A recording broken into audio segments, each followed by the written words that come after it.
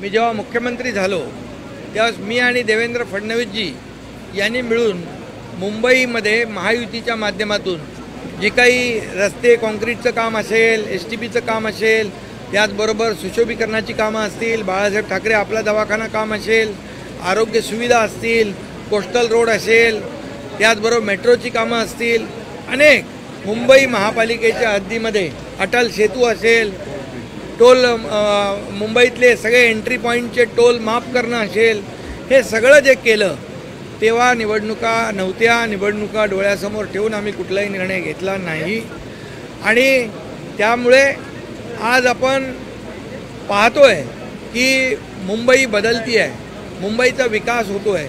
मुंबईमध्ये आज आपण लोकांना अपेक्षित असलेलं मुंबई हे आर्थिक राजधानी आपल्या देशाची आहे आणि त्यामुळे मुंबईमध्ये जगभरातले लोक येतात आणि त्याप्रमाणे मुंबई लोकांना अपेक्षित असलेली मुंबई आपल्याला या ठिकाणी लोकांना हवी आहे. आज म्हणून मोठी मोठी उद्यानं असतील. आज महालक्ष्मी रेसकोर्समध्ये 125 एकर जमीन आपण सेंट्रल पार्कसाठी घेतली आणि त्याचबरोबर हे जे काही कोस्टल रोडच्या बाजूचं जवळपास 200 एकरचं उद्यान हे आपण दोन्ही मिळून जोडतोय. म्हणजे मुंबईमध्ये 300 एकरचं सेंट्रल पार्क अगदी आंतरराष्ट्रीय दर्जाचा हा मोठा ऑक्सिजन पार्क या लोकांसाठी तयार होतोय. लहान मुलांसाठी, मोठ्यांसाठी, वृद्धांसाठी सगळ्यांना त्याचा आनंद घेता येईल. हे अशा प्रकारची मोठी कामं या ठिकाणी आपण केलेली आहेत आणि ही कामं जी आहेत ही कामं जी लोकांपर्यंत पॉझिटिव्हली पोचवली पाहिजे आणि म्हणून आपले जे नगरसेवक आहेत त्यांच्याबरोबर आज चर्चा झाली.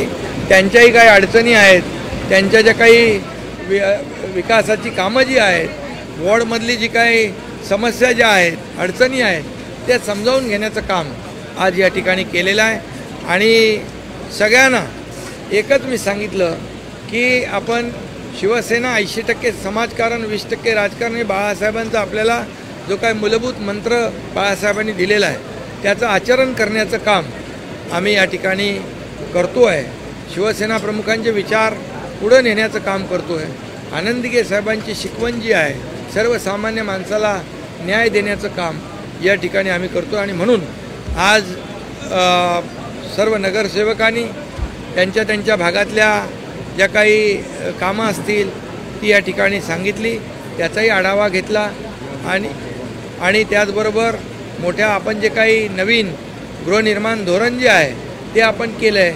आज मुंबईतला माणूस मुंबईच्या बाहेर फेकला गेला आहे आणि म्हणून नवीन गृहनिर्माण धोरणामध्ये परवडणारी घरं, परवडणारी भाड्याची घरं, त्याचबरोबर जे आमच्या भगिनी ज्या आहेत ह्या नोकरदार भगिनी आहेत त्यांच्यासाठी घरं, गिरणी कामगारांसाठी घरं आणि त्याचबरोबर स्टुडंट जे विद्यार्थी आहेत त्यांच्यासाठी घरं आणि त्याचबरोबर ज्येष्ठांसाठी देखील या ठिकाणी घरं, अशा प्रकारचं सर्व समावेशक आणि मग ज्या इमारतींचा पुनर्विकास थांबलेला आहे मग ते SRAचा असेल, म्हाडाचा असेल, सेजच्या बिल्डिंग असतील, नॉन सेजच्या बिल्डिंग असतील, जे डेव्हलपरने रखडवलेले प्रकल्प असतील, याला चालना देण्यासाठी आम्ही फक्त SRA आणि म्हाडा नाही, त्यामध्ये MMRDA, शिडको, MIDC, MSRDC, BMC, Mumbai महापालिका, महाप्रीत या सर्व सरकारी ज्या काही प्राधिकरणं आहेत त्यांना देखील त्यामध्ये घेतलेलं आहे.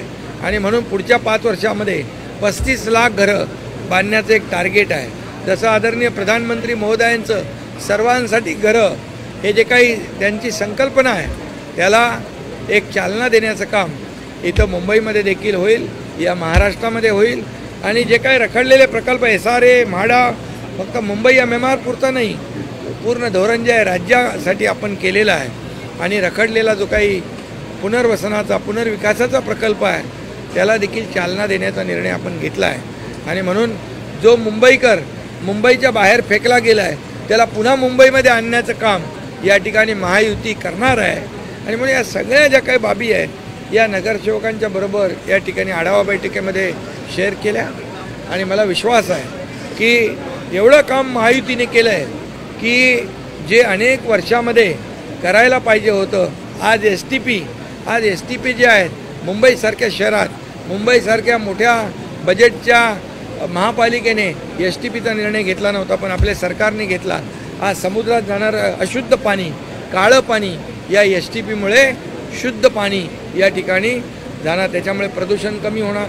या सगळ्या गोष्टी ज्या आहेत प्रदूषण कमी करण्यासाठी मोठ्या प्रमाणात अर्बन फॉरेस्ट आपण करतो आहे. आज बाळासाहेब ठाकरे आपला दवाखाना आपण सुरू केलेल्या वार्डामध्ये या ठिकाणी कोस्टल अटल सेतू तर आपण पाहताच आहे, त्याचा फायदा काय. मेट्रोचे प्रकल्प रखडलेले ते आपण मार्गी लावतो आहे, टप्प्याटप्प्याने आपण पुढं जातो आहे. मुंबईतली वाहतूक कोंडी दूर करण्यासाठी या ठिकाणी जे पश्चिम द्रुतगती मार्ग आहे त्याला देखील आपण वाहतूक कोंडी दूर करण्यासाठी आपण आता जो बांद्रा सी लिंक आहे तो वर्सोवापर्यंत घेऊन जातो आहे. वर्सोवा टू भाईंदर, भाईंदर टू विरार हे देखील आपण करतो आहे. इकडे जो ईस्टर्न एक्सप्रेस आहे, वेस्टर्न एक्सप्रेसची वाहतूक कोंडी दूर झाली पाहिजे, ईस्टर्न एक्सप्रेसची वाहतूक कोंडी दूर झाली पाहिजे. यासाठी देखील आपण छेडानगरपासून ते डायरेक्ट ठाण्यापासून पुढं फाउंटनपर्यंत आपण एलिव्हेटेड रस्ता नेतो आहे. आपण कोस्टल रोड करतो आहे, बायपास आपण करतो आहे. त्यामुळे मुंबईतली वाहतूक कोंडी दूर झाली पाहिजे. यासाठी रस्त्याचं काँक्रिटीकरण तर आपण करतोच आहे, परंतु त्याबरोबर रिंग रोड देखील आपण करतो आहे. आपण जो एक टनेल आहे ठाण्याचा, ठाणे बोरिवली आणि त्याचबरोबर इथे एक करतो गोरेगाव, मुलुंड गोरेगाव या टनेलच्या माध्यमातून देखील मुंबई जोडण्याचं काम या ठिकाणी करतो आहे. त्याचबरोबर सगळ्यात मोठा महत्त्वाचा काम आपण 5 एंट्री पॉईंट जे टोलचे ते देखील रद्द केले, ते देखील बंद केले. यामुळे देखील मुंबईकरांना दिलासा मिळालेला आहे. आणि अनेक कामं आहेत, ती सगळी मी इथे बोलू इच्छित नाही, पण या सर्व महायुतीच्या कामांमुळे मुंबई महापालिकेत मुंबईकर महायुतीला जसं विधानसभेमध्ये लँडस्लाईड मॅन्डेट दिलं, तसंच या मुंबई महापालिकेच्या निवडणुकीमध्ये एक मोठं यश आणि लँडस्लाईड मॅन्डेट या मुंबई महापालिकेच्या निवडणुकीत देखील मिळेल. आणि महायुतीचाच भगवा मुंबई महापालिकेवर फडकल्याशिवाय राहणार नाही, हा विश्वास देखील या ठिकाणी सर्वांनी व्यक्त केलेला आहे. महायुती म्हणून आम्ही निवडणुकीला सामोरं जातो आहे. महायुती म्हणून मुंबई महापालिकेवर भगवा फडकेल हा विश्वास या ठिकाणी व्यक्त करतो. आता निवडणुका जाहीर झाल्यानंतर महायुती, महाआघाडी जे काय आहे ते सगळं पुढे येईल. लोकांना हक्काचं घर पाहिजे. लोकांना आता विकास जो आहे, रस्ते, वॉटर, गटर, मीटर हे तर सगळं आपण करतोच आहे, आपण प्रकल्प करतो आहे, पण हक्काचं घर ज्या मिळालं पाहिजे, त्यांच्या स्वप्नातलं घर मिळालं पाहिजे. म्हणून 35 लाख घरं जी आहेत आमचं टार्गेट आहे. बाळासाहेबांचं स्वप्न होतं 40 लाख घरांना लोकांना मोफत घरं देण्याचं. ते या ठिकाणी मला विश्वास आहे की आपल्याला या सर्व प्राधिकरणानं एकत्र घेतल्यानंतर हे सगळं टार्गेट आम्ही पूर्ण करू आणि घरांचं स्वप्न लोकांचं पूर्ण करता है. मुंबई महापालिका के सभी नगर सेवक जो है, आजी माजी नगर सेवक, इनकी आज बैठक हुई है. इस बैठक में उनके वार्ड में जो कुछ समस्या है, उनके विकास के काम हैं, इसको आज सुनने का भी प्रयास किया है और उसमें उनको विकास के लिए जो आवश्यक योगदान है, आवश्यक सहकार्य है, वो भी देने का काम बात हुई है, उस पर चर्चा हुई है. और मुझे पूरा विश्वास है कि जैसे हमारी महायुति की सरकार 3 साल पहले आ गई, मैं मुख्यमंत्री जब था, मैं और देवेंद्र फडणवीस जी, हम दोनों ने मिलकर जो शुरुआत में जो निर्णय लिए, उसके बाद हमारे साथ अजीत दादा भी आ गए, लेकिन जब वो निर्णय लेने के बाद इतने बड़े निर्णय लिए हैं कि लोगों के घर का मामला हो, यहाँ पर कंक्रीट के रोड हो, यहाँ पर STP का मामला हो, यहाँ पर ब्यूटिफिकेशन का काम हो, बाला साहेब ठाकरे आपला दवाखाना हो, मेट्रो का काम हो, जो प्रलंबित काम है वो सभी कामों को अंजाम देने का, बड़े गार्डन हो, अर्बन फॉरेस्ट हो, पोल्यूशन कम करने का काम हो, यहाँ पर ये सभी कामों को अंजाम देने का काम महायुति ने किया है. और महायुति जो विधानसभा में जो 2.5 साल में हमारे महायुति ने काम किया, वो विधानसभा में लोगों ने हमारे को जो सहयोग किया, जो लैंडस्लाइड मैंडेट दिया है, वैसे ही यह महायुति ने किया हुआ काम पिछले कई सालों से जो नहीं हुआ वो महायुति ने किया है। इसलिए इस मुंबई महापालिका चुनाव में महायुति का भगवा झंडा ये मुंबई महापालिका पर लहराएगा, ये विश्वास है। और इसलिए सभी लोग आज हमारे पदाधिकारी, हमारे नगर सेवक काम कर रहे हैं, क्योंकि हम चुनाव मद्देनज़र रखकर, चुनाव को देखकर कोई काम नहीं करते। चुनाव हो या ना हो, हमारा काम शिवसेना का शुरू रहता है और इसीलिए लोग हमारे साथ जुड़ रहे हैं, हमारे साथ आ रहे हैं, शिवसेना पार्टी जॉईन कर रहे हैं। देशाच्या जे सीमेवर लढले, जे पाकिस्तान बरोबर लढले, त्यांच्या कामगिरीवर प्रश्नचिन्ह उपस्थित करणं म्हणजे हे अतिशय दुर्दैवी आहे। याचा निषेध करावा तेवढा थोडा आहे।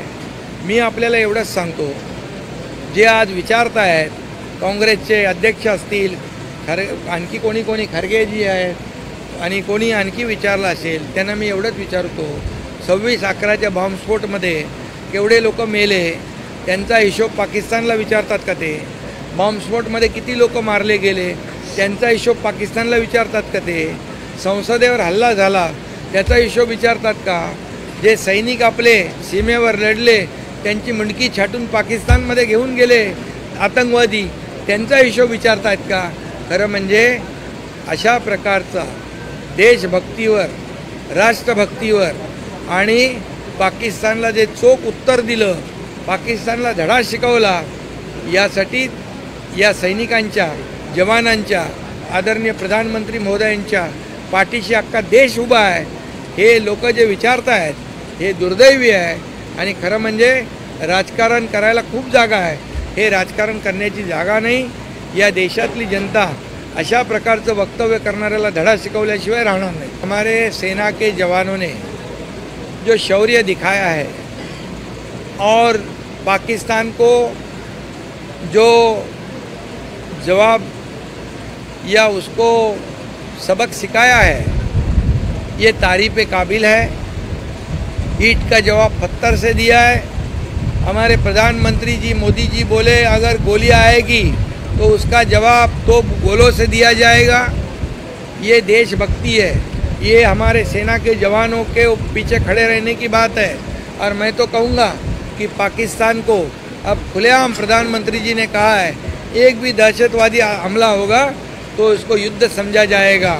अभी सिर्फ पीओके के ऊपर चर्चा होगी और दहशतवाद खत्म होने पर चर्चा होगी। ये इनके पीछे खड़ा रहना चाहिए सब लोगों ने। देश तो खड़ा है। अभी जो ऐसे बातें करते हैं, बेतुकी बातें करते हैं, ये हमारे जवानों के शौर्य पर, वीरता के ऊपर, जो कई जवान हमारे शहीद हो गए हैं उनके ऊपर ऐसा सवाल पूछना ये बहुत ही दुर्भाग्यपूर्ण है। ये इसकी कड़ी निंदा मैं करता हूँ, इसका निषेध मैं करता हूँ। उन्होंने तो हमारे लोगों की, जितने लोग पहलगाम में जिनकी जान गई, जो बेकसूर लोग मारे गए, उनका हिसाब पाकिस्तान से क्यों नहीं पूछ रहे? 26/11 का हमला हुआ, मुंबई में सैकड़ों लोग मारे गए, उनका हिसाब पाकिस्तान से क्यों नहीं पूछ रहे? ये बम स्फोट हुए, उसमें कई लोग मारे गए, क्यों उनका हिसाब नहीं पूछ रहे? तो इनको मैं अभी कुछ बुरा नहीं कहूँगा, क्योंकि मैं ऐसे समय पर ये सब लोगों को इतनी तो समझ होनी चाहिए कि ये मूर्खतापूर्ण बात है। ये हमारे देश के जवानों पे, उनके कर्तृत्व पर, उनके शहादत पर लगाया हुआ सवाल है और इसलिए कोई भी जनता इनको माफ़ नहीं करेगी। ये जितने देश के खिलाफ बात करेंगे, जवानों के खिलाफ बात करेंगे, मोदी जी ने तो जो आज पाकिस्तान को सबक सिखाया है, ये हमारा ब्रह्मोस जो है, ब्रह्मोस ने हमने प्रिसाइज अटैक किया है, हमने सिविलियन पे अटैक नहीं किया है, सिर्फ आतंकवादियों के अड्डे तहस नहस कर दिए है। आतंकवादी के जनाजे में वहाँ की मिलिट्री जाती है, वहाँ के राज्यकर्ता जाते, क्या उनको सवाल नहीं पूछना चाहिए? इन्होंने उनको क्यों सवाल नहीं पूछते? जिन्होंने शहादत दी है, जो बलिदान हुआ है, उनसे सवाल पूछते हैं। ये बहुत ही दुर्भाग्यपूर्ण है और ये देशवासी इनको इसका जवाब जरूर देंगे। ऑपरेशन सिंदूर का तो स्वागत पूरे देशवासियों ने किया है।